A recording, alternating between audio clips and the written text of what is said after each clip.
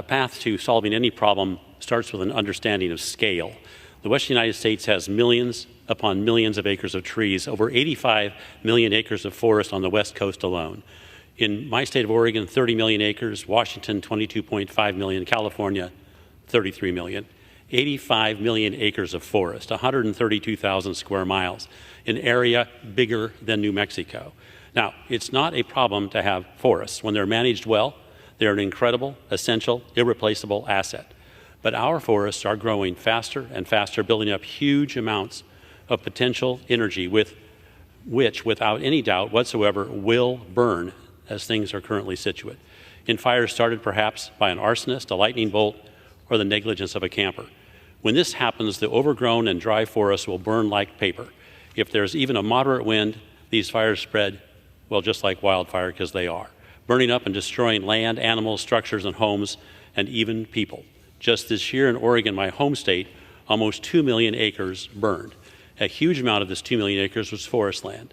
The Forest Service says that about $250 million of our tax dollars were spent fighting these fires. At least 32 homes were destroyed. That's in addition to the hundreds of homes that have been lost in previous fires. The value of timber burned up on private ground, 330,000 acres, caught up in this year's fires, just in Oregon, was in the tens of millions of dollars. And because of forest fire risk, the cost of fire insurance on homes, thousands of homes across Oregon, is skyrocketing, and in some cases is not even available. The amount of CO2 and smoke and ash and dust and permanent environmental harm is enormous.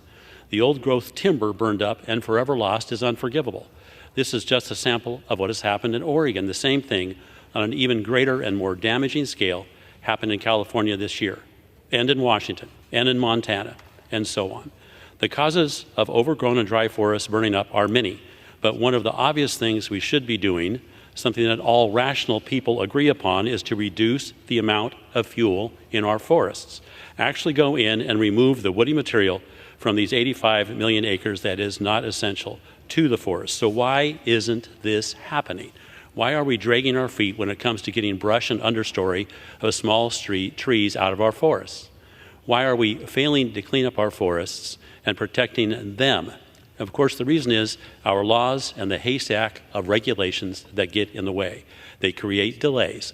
They create roadblocks. They create litigation paralysis. They create endless bureaucratic efforts to write the perfect management plan. And it's this set of problems and obstacles that the Fix Our Forest Act, brought to us today by Chair Westerman, would help significantly resolve. The summary of the Fix Our Forest Act calls out the fact that we would be simplifying the approach to this, and that would be an excellent idea, revitalizing our rural economies, renewing and prioritizing our science. All of these are excellent things. I just want to say that when I was young, living on a ranch in eastern Oregon, on the border of the Malheur National Forest, a fire in our forest was rare. In fact, in the 15 years I lived in that beautiful place, I remember only one forest fire on that forest. Now horrific fires are an annual and all too predictable occurrence. And these are not small fires. These are terrible, destructive, awful fires. Just this summer, I received a call from a terrified constituent begging me to call in airplanes with fire retardant to save their home. It's a miracle that only one person, and that was bad enough, was killed this year in fighting these fires. Next year, we may not be so lucky. Let's pass this bill so we can get into the forest now, not years from now, reduce fuel loads, and make our communities and our people safer and our forests more resilient. Thank you. I yield back to the chair.